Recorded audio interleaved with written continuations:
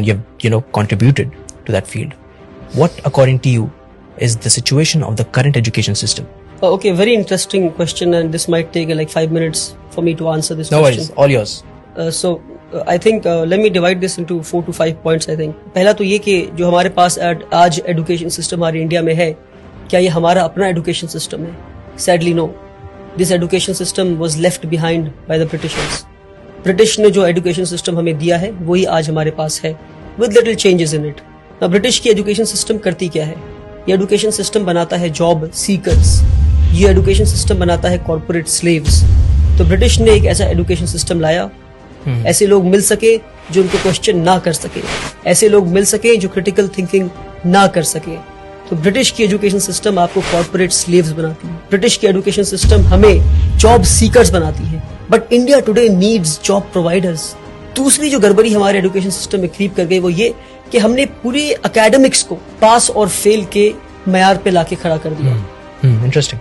कि आप पढ़ाई करते हैं सीखने के लिए नहीं, आप पढ़ाई करते हैं पास या फेल होने के लिए. तो उससे होता क्या है? मेरे जैसा एक कमजोर बच्चा क्लास 1 में मैथ्स में 40 लाता है तो मुझसे कहा जाता है कि आप मैथ्स में पास हो गए. फिर मैं क्लास 2 में जाता हूँ, फिर मैं 40 लाता हूँ तो कहा जाता है कि आप मैथ्स में फिर से पास हो गए. तो यानी मैं 60 नंबर जो नहीं ला पाया तो 60% में नहीं सीख पाया. ये 60% बिना सीखे मैं क्लास 2 में गया, फिर 60% बिना सीखे मैं क्लास 3 में गया, फिर 60% बिना सीखे मैं क्लास 4 में गया. इसी तरह मैं क्लास 10 पहुंच जाता हूँ और 600% मेरे एजुकेशन में लूप रह गए, मेरे एजुकेशन में कमी रह गई. क्योंकि मुझे ये बताया गया कि पढ़ते सीखने के लिए नहीं है. मेरे एकेडमिक्स को लर्निंग परसेंटेज पे नहीं लाया गया, मेरे पढ़ने को पास या फेल पर लाकर मुझे 0 बना दिया गया. क्योंकि मैं पास होकर डिग्री तो ले लूंगा और मुझे जॉब भी मिल जाएगी और फिर किसी कॉर्पोरेट वर्ल्ड में मैं गुलामी के लिए पहुंच जाऊंगा.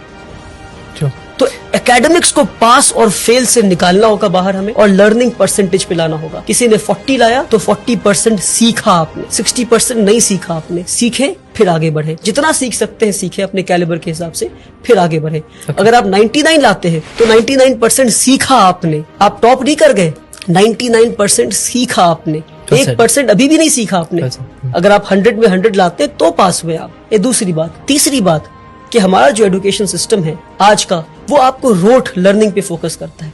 आप पढ़ते जाते हैं पढ़ते जाते हैं पढ़ते जाते हैं पर आपको पता नहीं आप क्या पढ़. आपने पढ़ा होगा कि इंडिया में जो फूड ग्रेन्स है वो मिलेट है, बाजरा है, जौर है. ये पढ़ा आपने, पर कभी देखा आपने इन चीजों पढ़ा है, but I have not seen it. Correct. मैंने भी कभी देखा नहीं. मेरे ख्याल से मिलेट्स ऑन पर्पस नहीं दिखाया गया इसको. बाजरा क्योंकि अगर आप बाजरा देख लेते तो आप पता करते कि बाजरा उगना क्यों बंद हो गया है. हाँ, बंद हो गया. That's what I'm saying.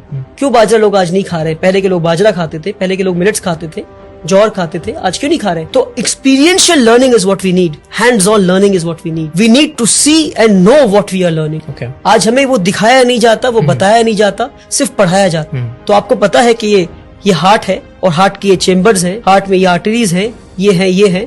मगर आपको कभी इंसान का दिल दिखाया जाए तो आप बोलेंगे भैया ये क्या है? प्रैक्टिकल. ये practical learning is what we need आज के दिन पे. Hands on experiential learning. तीसरी चीज. तो चौथी चीज है वो ये कि हमारे एजुकेशन को हमने समझा कि एकेडमिक्स ही एजुकेशन है. क्या? एकेडमिक्स ही एजुकेशन है. Academics is just a drop in the ocean of education. I would say the remaining water is तरबियत, इज अपब्रिंगिंग. कि भाई आप बात कैसे करते हैं? Are you confident? Are you creative? Do you have critical thinking? Are you developing higher order thinking skills? Are you questioning things? Absolutely. How do you sit? How do you conduct yourself with people? ये सारी चीजों को छोड़कर हर चीज को academics पे ले आया. Academics is not education. Education is a holistic thing जहां आप एक इंसान को बेहतर इंसान बनाते हैं, एक कॉर्पोरेट स्लेव नहीं बनाते. सबसे बड़ी कमी हमारे एजुकेशन सिस्टम में वो ये हमारे साथ जो फ्रॉड हुआ, मैं कहता हूँ एजुकेशन सिस्टम में, वो ये कि हमने एकेडमिक्स को, हमने सब्जेक्ट्स को स्ट्रीम में बांट दिया. कि भाई अगर आप सबसे ब्रिलियंट बच्चे हैं तो आप पढ़ेंगे साइंस. अगर आप 90 लाते हैं तो साइंस पढ़ेंगे. अगर आप 70 से 80 लाते हैं तो आप कॉमर्स पढ़ेंगे. 50 to 60 लाते हैं तो आप ह्यूमैनिटीज पढ़ेंगे. क्या बेवकूफी है. यानी कि जो इंसान साइंस पढ़ के एटम बॉम्ब बनाना सीख रहा है उसके पास कोई हक नहीं कि वो साइकोलॉजी और सोशियोलॉजी पढ़ के ये समझे कि एटम बॉम्ब को इस्तेमाल नहीं करना था.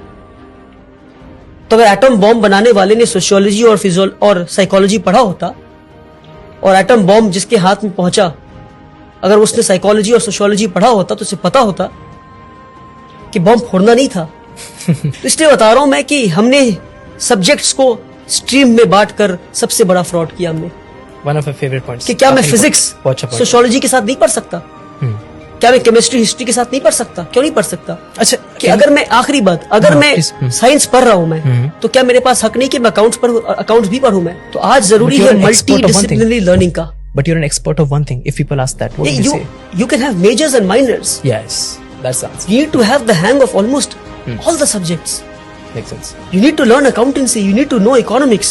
You need to know history. You need to know sociology. You need to know psychology. You can be an expert of history, but you need to know the basics of physics. पर हमारे साथ ये fraud किया गया. आप physics पढ़ेंगे पर आप हिस्ट्री नहीं पढ़ सकते. आप सोशियोलॉजी पढ़ेंगे पर आप केमिस्ट्री नहीं पढ़ सकते.